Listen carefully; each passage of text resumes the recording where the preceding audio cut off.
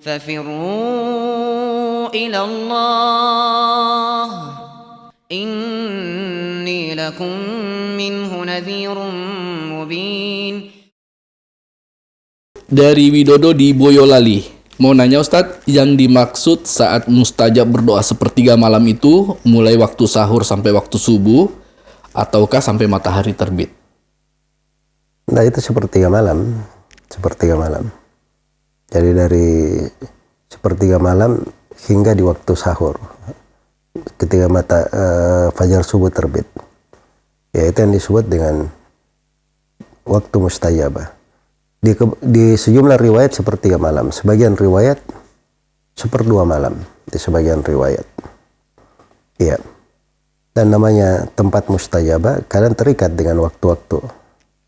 Seperti di 10 malam terakhir ini, kalau malam Lailatul Qadar, yaitu memang dari hal yang sangat dianjurkan untuk berdoa. Dianjurkan untuk banyak berdoa di situ, di malam Lailatul Qadar. Iya. Tapi yang paling sempurnanya memang kalau seorang itu melakukannya dalam sholat. Karena sholat itu ada membaca Al-Qur'annya, ada berdoanya.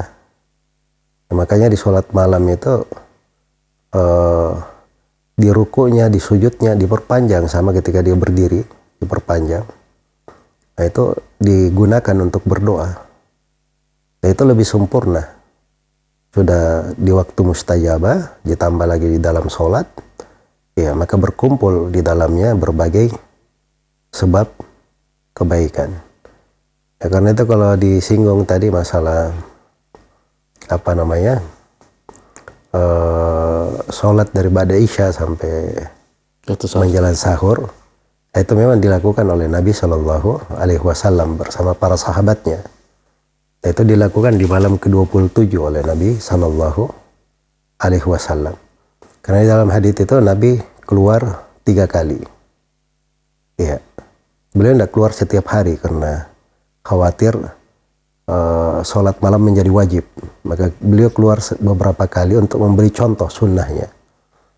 Jadi di keluar yang pertama beliau sholat sampai berlalu sepertiga malam. Yang kedua keluar sampai berlalu seperdua malam. Yang ketiga sholat sampai berlalu sampai menjelang sholat subuh, sampai para sahabat berkata kami khawatir luput makan sahur. Ya, tapi bukan artinya berdiri sholat tidak ada istirahatnya. Karena sholat itu kan 2 rakaat pasti salam kan. Ya, dan salam itu yang dinamakan tarawih karena memang ada jedanya untuk beristirahat.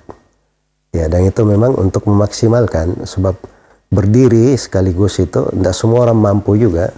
Walaupun ada dari sebagian sahabat seperti Utsman ibn Affan radhiyallahu taala anhu, beliau sholat menghatamkan Al-Quran dalam 1 kali sholat. Menghatamkan Al-Quran 30 juz dalam 1 kali sholat. Ya, dan ada sebagian ulama yang melakukan hal itu. Tapi kalau di sholat berjamaah, imam itu dia melihat kondisi para makmumnya di belakang. Ya, kalau dikatakan dihidupkan seluruh malam dari ba'da isya sampai subuh sholatnya, nah itu tentunya dengan memperhatikan jumlah rakaatnya yang cocok untuk orang yang di belakangnya, agar supaya mereka juga meraih dari makna sholat, khusyuk, bisa menyimak, bisa berdoa.